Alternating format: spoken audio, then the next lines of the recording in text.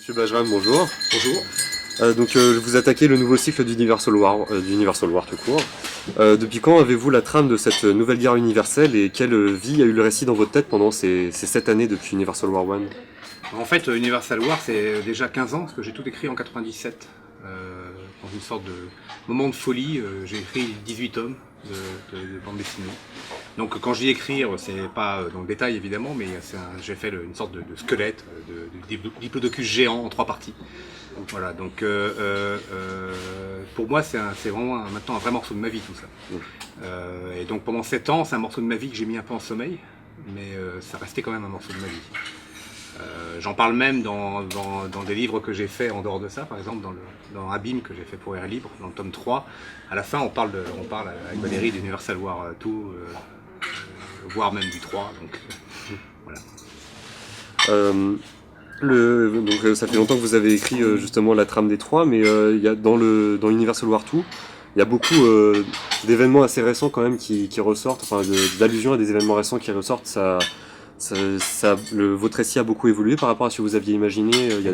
Hélas, je veux dire hélas, pas du tout. C'est-à-dire que tout cela, je l'ai écrit avant le 11 septembre. Donc la manière dont le monde a dérapé depuis le 11 septembre, particulièrement au Moyen-Orient, était déjà totalement en place avant. C'est-à-dire qu'il y avait le conflit palestinien qui était là, il y avait quand même quelques beaux dictateurs. Et donc parler à l'époque d'attentats dans des écoles, dans des pays occupés, c'était faire un peu anticipation, c'était en faire plus que ce qui arrivait vraiment à l'époque, mais il y avait quand même eu déjà des sacrés attentats un peu partout.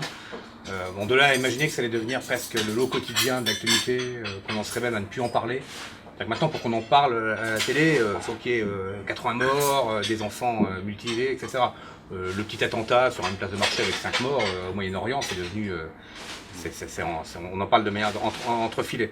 Donc voilà, le seul truc que je sais, c'est que malheureusement, j'avais raison quand j'écrivais ça en 97, et que le monde pas très agréable dans lequel on vit était déjà en train de se mettre en place à l'époque. D'accord. Vous avez changé d'éditeur pour le nouveau cycle, vous passez chez Casterman, vous étiez chez Soleil avant. Est-ce que ça implique des changements dans le processus créatif, une nouvelle dynamique d'écriture, de réalisation de l'album? Pas du tout, parce qu'en fait, c'est l'avantage quand on est un auteur installé, c'est qu'on nous prend clé en main, j'allais dire. Chez Casterman, j'ai vraiment l'autonomie complète. Je l'avais déjà acquis à la force du poignet chez Soleil, mais donc j'ai fait exactement ce que je voulais. Mais exactement, c'est-à-dire au moindre détail, même avec le marketing, même avec le... C'est quelque chose que j'ai participé à toutes les étapes d'élaboration et de finalisation de l'album. Donc c'est vraiment le projet tel que j'en rêve. Ce qui est assez idéal d'avoir un éditeur qui soutient comme ça à 1000% la manière dont on envisage de faire sa série et de la publier. J'avais déjà ça chez Soleil, on avait créé Cadran, une structure d'édition à l'intérieur de Soleil, parce que en fait ça ne faisait que formaliser une autonomie qu'on avait déjà pris depuis de nombreuses années avec Valérie Mangin, dans le cadre du catalogue Soleil, où de fait on a été notre propre éditeur au sens contrôle artistique pendant quasiment toute la création d'Universal War 1, et maintenant ça recommence comme tel pour tout. Alors après je suis content d'avoir changé d'éditeur pour des raisons assez différentes du contenu des livres. Casterman, c'est une maison déjà qui me fait rêver depuis que je suis gosse, parce que c'est la maison de Tintin. Et si je suis venu à la BD, c'est par Tintin. Et si je suis revenu à la bande dessinée alors que j'étais parti vers le comics book américain, je me destinais à faire du super-héros quand j'avais 16 ans. Ça a été avec des albums de chez Casterman, en l'occurrence les albums à suivre. Peter S. Kuyton avec Les Cités Obscures, Tardy avec ici même avec Forest, Silence de Comès, tous ces albums-là, c'est des albums qui m'ont ramené à la bande dessinée européenne. Donc en fait, me retrouver chez Casterman, maintenant, c'est vraiment un rêve de gosse, entre guillemets, un rêve d'adolescent après, qui se mettent à résonner comme ça. Moi, j'ai un plaisir énorme à voir ce logo-là sur le bouquin. Depuis le tome 5 d'Universal War 1, vous dessinez exclusivement à la série à la tablette graphique. Ça vous manque pas de dessiner traditionnellement? Mais je dessine traditionnellement. J'ai remplacé le papier par du numérique, mais je dessine traditionnellement.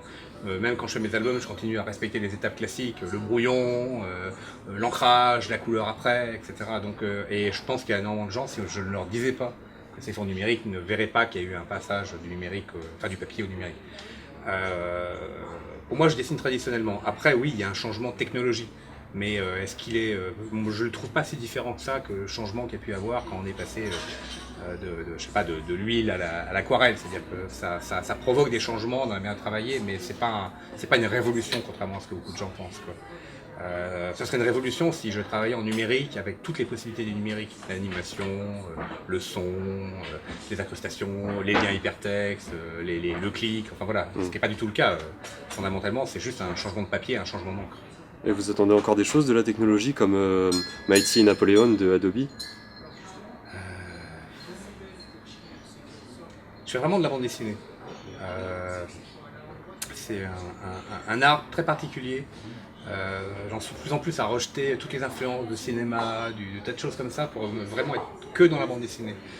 Après, je ne sais pas où elle va nous emmener avec le numérique. Pour l'instant, moi je la vis dans le format papier.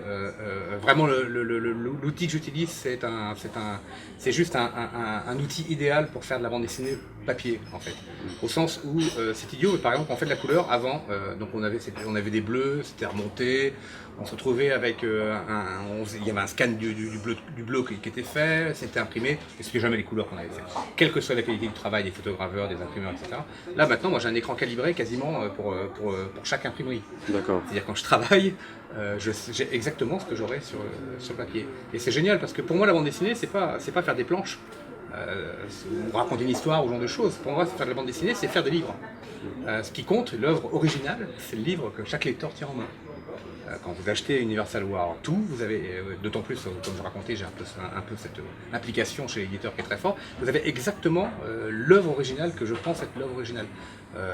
Si je continuais à faire des planches sur papier, je considérerais ça comme des déchets de production. D'accord. Valorisables comme tout déchet, mais fondamentalement, il n'y a rien qui me manque de ce côté-là, puisque la seule chose qui compte, c'est le livre. Et le numérique me permet vraiment de prévoir exactement comment sera le livre à la fin, et c'est vraiment ça que j'adore dans le numérique. D'accord. Universal War, ça reprend des thèmes très liés aux États-Unis, c'est encore très fort dans Universal War 2. Le titre de la série est en anglais, la BD est publiée en format comics aux États-Unis. Ça vient d'une passion pour les États-Unis ou plutôt d'une crainte quand on voit la teneur du récit? C'est un ensemble. Moi, je suis vraiment passé par la case comics book, l'envie de faire du super-héros, même si les BD de la revue à suivre m'ont ramené à l'envie de faire du franco-belge. Donc il y a cette culture américaine qui est très forte. Et ma génération, c'est la génération Star Wars, Mission Impossible et autres séries américaines. Quand je me suis posé la question de faire Universal War 1, j'ai pas vu d'autres hypothèses pour un lointain, un futur à un siècle, qu'une victoire complète de la culture western. Western, ça veut dire occidental, mais c'est vraiment ça, cette espèce de culture de l'Occident à l'américaine, c'est-à-dire un peu vidée de son passé, de sa métaphysique, de ses racines, est devenu un objet autonome basé sur l'argent, l'anglais, mais un anglais de 250 mots, pas l'anglais de Shakespeare. Donc c'est vraiment ce futur-là, j'ai vraiment essayé de me dire, est-ce qu'on échappera à ça? Non. Et même parfois quand on dit ouais mais la Chine va prendre le dessus sur les États-Unis, mais si elle prend le dessus en s'habillant comme un Américain, en bouffant comme un Américain et en faisant des films comme un Américain, ce sera bien cette culture western qui aura gagné, quoi. Voilà, cette culture de l'Occident. Et quelque part, on a un peu l'impression quand même que voilà, c'est une monoculture. Alors la capacité, le génie des États-Unis, c'est la capacité à avaler tout ce qui arrive des immigrants. Maintenant, ça va au-delà des immigrants, ça va à l'ensemble de la planète qui devient un peu le terrain de digestion de la culture américaine. Mais à l'arrivée, elle englobera tout et elle sera dominante. Hélas, parce que j'aurais vraiment rien contre. Je suis le premier à continuer à lire des polars américains, à aimer lire toujours du comic book, comme tout le monde, à regarder beaucoup de séries américaines, parce qu'il y a eu des choses merveilleuses dans les dernières décennies. Mais c'est un peu ce qui est dommage, c'est l'uniformité. Finalement, un hamburger, c'est pas mauvais. Ce qui serait dommage, c'est qu'on ne mange plus que ça. Voilà. D'accord. Dans ce deuxième cycle, on suit Kate, qui se plaît pas vraiment dans sa société d'élite. Vous avez un certain amour pour les personnages rebelles ou non conformes à la société? C'est moi. J'ai vraiment dû être chiant quand j'avais 15 ans. Entre autres avec mon père. J'ai vraiment très vite, à un moment, j'ai eu envie d'être différent des autres. Et je suis rentré dans une rébellion systématique. C'est-à-dire qu'on me disait va à gauche, paf, je passais à droite tout de suite, quoi.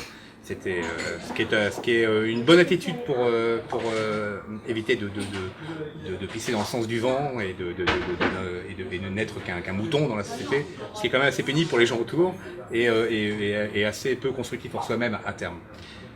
Donc quand je fais Kate, quand je fais Théa, elle ressemble à Kate, son ancêtre, donc parfois je l'appelle Kate. Quand je fais Théa qui est rebelle, c'est vraiment le tempérament de Kalish, son ancêtre, et Kalish c'est moi, donc voilà, enfin, c'est cette tradition de rébellion personnelle qui est pour moi un des moyens d'échapper à la normalité et d'avoir des idées.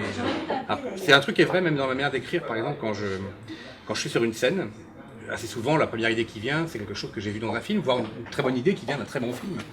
C'est à l'instant où, que je sais que c'est quelque chose que je connais déjà, je vais essayer de passer à gauche ou à droite. Donc c'est pas de la rébellion, mais c'est l'envie d'être différent, qui procède un peu de la même chose. Donc je continue à être un rebelle même dans ma manière de travailler, etc. Et tout. La seule différence, c'est que j'ai appris à pas systématiquement claquer la gueule, la porte dans la gueule des gens.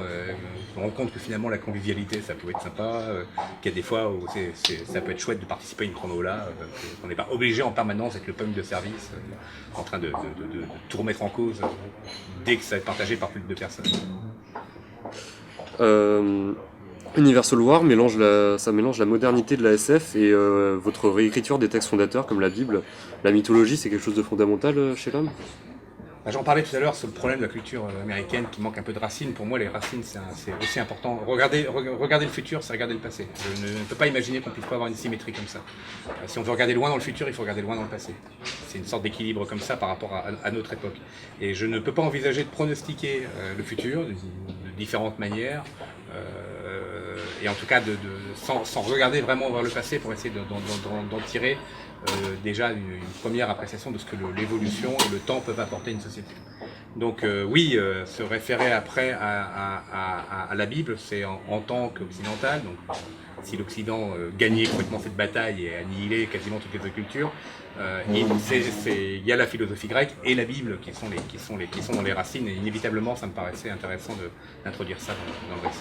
Justement, l'inuctabilité de votre vision du voyage dans le temps, ça rapproche un peu Universal War d'un mythe grec? Mais en fait, le fait que le temps soit immuable, c'est juste la réalité. Pour l'instant, on subit tous le temps, puisqu'on n'a rien inventé pour y échapper. Enfin, à part le suicide. Et encore. Et dans Universal War 1, ils peuvent voyager dans le temps, mais de fait, ils découvrent que ça ne change rien à leur situation. Ça complexifie juste leur vie et l'histoire. Et en ça, pour moi, c'est vraiment... j'avais envie de dire... c'est pas en inventant un truc incroyable comme le voyage dans l'espace avec l'antigravité ou le voyage dans le temps ou toutes ces choses-là que ça changera quoi que ce soit à notre comportement d'humain. On fera toujours la même bêtise, on aura la même tendance à se comporter en criquet qui dévore tout le champ sur lequel il se trouve et puis et qui laisse un tas de ruines et qui meurt. Voilà, donc quelque part il y a une volonté de rien changer en changeant tout, qui était un peu inconsciente au démarrage quand j'ai écrit l'histoire et que j'ai fini par comprendre à un moment. Voilà, s'il y a un message dans ce voyage dans le temps inéluctable que je présente, c'est que c'est bien notre réalité, quoi. Avant, quand on racontait les contes, il y avait des choses qui se passaient dans la forêt parce que ça représentait la peur de l'extérieur. Dans les années 80, c'était les aliens qui représentaient la peur des Russes. Aujourd'hui, qu'est-ce qu'incarnent les menaces qu'on voit dans la science-fiction? Ça dépend beaucoup parce on tourne toujours autour des mêmes. Il y a la peur de la machine, enfin de l'intelligence artificielle maintenant qui nous remplacerait. Il y a la peur de la société qui meurt, d'elle-même, du consumérisme et de l'industrie, etc. Dans Universal War 1, j'essaie de parler de la peur tout court, donc de toutes ces peurs-là. Enfin de Universal War, pardon, parce que dans One, justement, je parle surtout de notre capacité à construire des choses qui nous dépassent tellement quand un appuyant sur un bouton, on pourrait tout détruire. Dans le 2, on comprend qu'on va voir arriver des extraterrestres avec les premières pages. C'est notre peur de l'extérieur, évidemment, qui va être pris. Et je ne peux pas raconter ce qui se passe dans le 3, mais j'aborderai une troisième peur. Mais en fait, c'est toutes les peurs de la SF. En fait, Universal War, quand j'ai pensé à ça, quand je l'ai pensé à 25-27 ans, c'est presque une encyclopédie de la SF. C'est-à-dire qu'il y a tous les sujets de la SF dedans, quasiment. Le voyage dans le temps, l'anticipation, l'utopie. Voilà. Donc tous ceux qui n'ont pas été abordés pour l'instant le seront d'ici la fin du 3e cycle. C'est vraiment dans l'idée. Et à chaque fois pour dire à peu près la même chose, qui est mon énorme inquiétude en tant être humain en 2013 maintenant, face au chemin sur lequel on est. Par exemple, je disais tout à l'heure que ce qui est fou, c'est que j'ai pu écrire en 97 des événements qui nous paraissent totalement normaux au niveau des attentats et d'un territoire occupé, mais ça prouve qu'on est en train de suivre un chemin, une autoroute balisée qui nous emmène. C'est pas très compliqué de regarder où est-ce qu'elle nous emmène. Et j'avais envie, moi, à l'époque, de dresser des panneaux d'alerte sur le bord de l'autoroute. Et tout me laisse penser que ça vaut le coup de continuer. Les découvertes récentes concernant les exoplanètes ou le fait qu'on ait Curiosity sur Mars, est-ce que ça induit un changement de perception et d'utilisation de la science-fiction? Pour moi, non. Parce que la découverte d'exoplanètes, c'est la confirmation d'une évidence. Dans des milliards d'étoiles, on parle en milliards de galaxies, dans des superamas qui elles-mêmes contiennent des milliards d'étoiles, enfin qu'il y ait d'autres planètes que la nôtre et que probablement d'autres formes de vie et très probablement même d'autres formes de vie pas si éloignées de la nôtre. Tout ça me paraît tellement évident statistiquement parlant que ça change rien à ma vision du monde, quoi, clairement. Après, Curiosity sur Mars, c'est bien à l'image de ce qu'est devenu la conquête spatiale, quoi. Un peu de curiosité, quoi. On est quand même très très loin des mythes dans lesquels moi je suis né. Je suis né en 70, l'homme venait à peine de marcher sur la Lune. Les séries à la télé, on voyait la base Alpha dans Cosmos 99, où il y avait des hommes qui vivaient sur la Lune toute l'année. On nous a vendu la navette spatiale comme la démocratisation, relative, mais la démocratisation du voyage dans l'espace. Ça allait coûter moins cher, on allait pouvoir faire plein de choses. Et puis pour l'instant on est bloqué à la Station Spatiale Internationale, en gros, qui survit comme elle peut, qui est le début dont on parle dans Universal War 1, c'est pas pour rien, c'est en 98, elle venait officiellement d'être achevée quand j'ai commencé ma série. Et on est, malheureusement elle est achevée, quoi, c'est-à-dire qu'on est dans un monde pour l'instant au niveau spatial totalement fermé, et il y a l'étrange impression qu'on est en train donc de faire le champ de cricket, de dévorer là en tant que cricket, le champ qu'est la Terre, et qu'en plus on fait aucun effort pour voir s'il y a un autre champ ailleurs. Ce qui est pour moi assez signifiant du fait qu'on est vraiment pour l'instant collectivement dans un comportement de cricket. D'accord. Ce qui ne fait pas totalement rêver. Il y a une certaine importance de la géométrie qu'on peut voir notamment dans Universal War 2. C'est une influence de Kubrick. En fait, quand j'ai écrit Universal War 2 en 97, ça devait être des sphères noires. Enfin même, pardon, des disques noirs, complètement plats. Et puis je me suis aperçu que ça ressemblait trop au soleil, aux planètes, aux boucliers qu'on voit déjà dans la série, que ça allait faire encore un truc rond. Donc au tout début, quand j'ai commencé à faire les premiers brouillons de Universal War 2, j'ai finalement basculé sur le triangle. J'ai basculé sur le triangle parce que c'est les thématiques religieuses qui m'ont poussé tout de suite à ça. Je ne dis pas si ça va avoir un sens religieux, mais en tout cas c'est clair que ça participe du même métaphysique d'ambiance que j'ai mis avec la Bible dans la première série et que je continue là. Est-ce que c'est proche de New York d'essai d'espace? Si je réponds, c'est déjà donné un début de réponse. Donc, quand je fais Universal War 1, c'est clair que j'espère qu'à terme, on reconnaîtra que j'ai mis mes pas dans cette Kubrick qu'on a fait 2001, c'est clair. Parce que c'est vraiment une des œuvres les plus signifiantes du siècle passé. J'aimerais bien réussir à être vaguement dans l'ombre de ce chef-d'œuvre là. Justement, en parlant de cinéma, vous avez commencé à travailler sur un film Universal War 1 ou une série, une série de films. Vous avez quel rôle dans ce projet? Vous travaillez avec qui? Alors c'est au tout début, c'est un studio basé en Belgique, mais qui a une aura internationale. La Belgique est un pays extrêmement intéressant au niveau fiscal pour le cinéma. Donc il y a une loi qui s'appelle le tax shelter qui permet de faire des grosses économies fiscales quand on fait du cinéma en Belgique. Et donc il y a pas mal de gens qui sont installés là-bas. Et j'avais toujours dit non aux gens qui me parlaient de faire un film ou une série ou quoi que ce soit sur Universal War 1. Je considérais qu'un producteur pas capable de passer sur un premier non n'avait pas envie de le faire. Il s'avère qu'il y en avait beaucoup qui n'avaient pas envie de le faire, parce que j'ai dit non souvent et on m'a jamais rappelé. Il s'avère que celui-là a forcé la porte plusieurs fois, a insisté. Et c'est le premier qui m'a proposé de faire tout Universal War 1 dans un seul film. C'est le premier qui m'a dit que la chose la plus importante de Universal War 1 c'était les personnages. C'est le premier qui m'a pas parlé de Star Wars, enfin pas tout de suite, et qui a donc vu ce que moi je pensais être fondamental dans ce projet, c'est-à-dire une histoire d'être humain parlant d'humanité. Et que Dieu sait que la science-fiction est importante dans mon travail, mais que c'était déjà la deuxième chose. Et que le problème des effets spéciaux, franchement, c'était pas un problème. Ça, on y arriverait toujours avec un peu de technique et de patience, quoi. Et donc là, le projet avance bien. Je peux pas trop en parler, c'est pas mal de choses qui sont. Mais on travaille avec un scénariste américain, parce que comme c'est un film qui va être une coproduction internationale, il faut entre autres que les États-Unis soient d'accord, et sans scénariste américain, c'est quasiment impossible. Qui est un scénariste de blockbuster, mais là je rentre de Bruxelles où on a eu une réunion assez longue, et où il voulait me voir parce qu'il voulait savoir ce qui était important, est-ce qu'il avait le droit de massacrer, est-ce qu'il n'avait pas le droit de massacrer. Donc il y a quand même une volonté de faire un projet très respectueux, de réussir à mettre ça en film, ça va pas être évident, parce que ces 6 bouquins-là, pour faire un seul film, ça fait beaucoup d'éléments, mais si ça continue comme ça, on aura une version optimisée pour le cinéma d'Universal War 1 dans quelques années, si tout va bien.